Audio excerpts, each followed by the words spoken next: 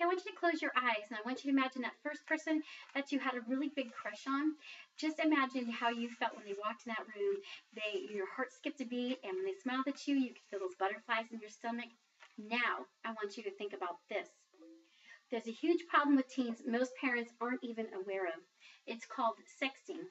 And sexting, if you don't know what it is technically done using a cell phone, but it can be used using any form of technology.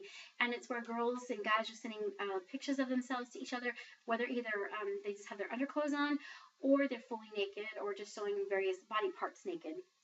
The sad thing is that kids can do engage in this kind of sexual activity right in their own house, right in their own room. They don't even have to leave, and parents aren't even aware that this is happening.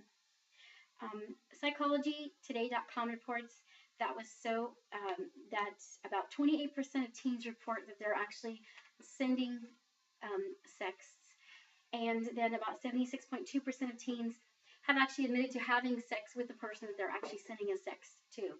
The average age is about 16 to 17 years old. More often, girls are the ones asked to send a sex. That's at about 68% of all girls are being asked. 42% for boys are being asked to send a sex as well.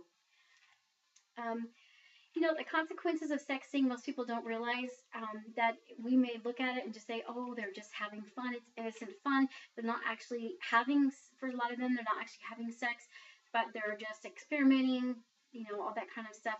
But the sad truth is what may seem like innocent flirting is that once you hit that send button, you cannot undo it at all.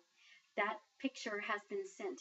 And unfortunately, if that really cute guy is sitting in the locker room with his friends and you've sent that picture, your picture now probably is being looked at by all those football players in the locker room, and you can't undo that. Let me see. Unfortunately, bad breakups and bullying is a serious consequence of sending out sex. It happens all the time. There was a recent report of a girl in Canada who was at a friend's house and was drinking, and some boys got her naked. I don't know whether they were drinking or not. The whole story hasn't come out because it hasn't gone to court yet. But they marked on her body various parts. So-and-so was here. And then they went ahead and took pictures, and those pictures were circulating in school. And when she found out about it, she actually killed herself. And so, killing yourself over this is a pretty serious consequence as well. When you imagine the fact that this material can be anywhere in school, it can also end up on the internet, it can also end up in porn sites. And so that's kind of a scary thing. And years later on down the line, when you're trying to find a job, you know what?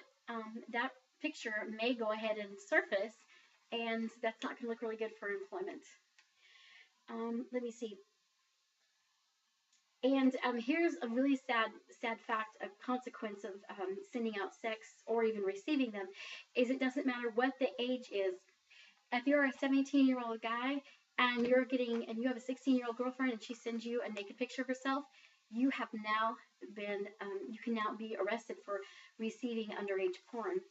And if you're sending it, you're also contributing. And so whether you're the user or the sender, you're receiving underage porn, and you can go through life then the rest of your life with having a record of being a sex offender, which really is a pretty bad consequence.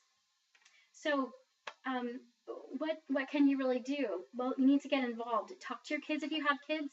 If you have relatives and their kids, and you see them on the phone a lot and they're giggling and laughing especially, take a look at that.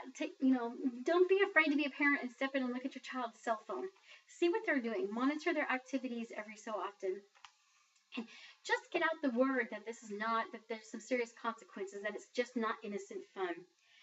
Because it can save a lot of humiliation, heartache, pain, disgrace, and could even save someone's life, because if they're being bullied to that point where they want to end their life, you're saving their life by talking to them.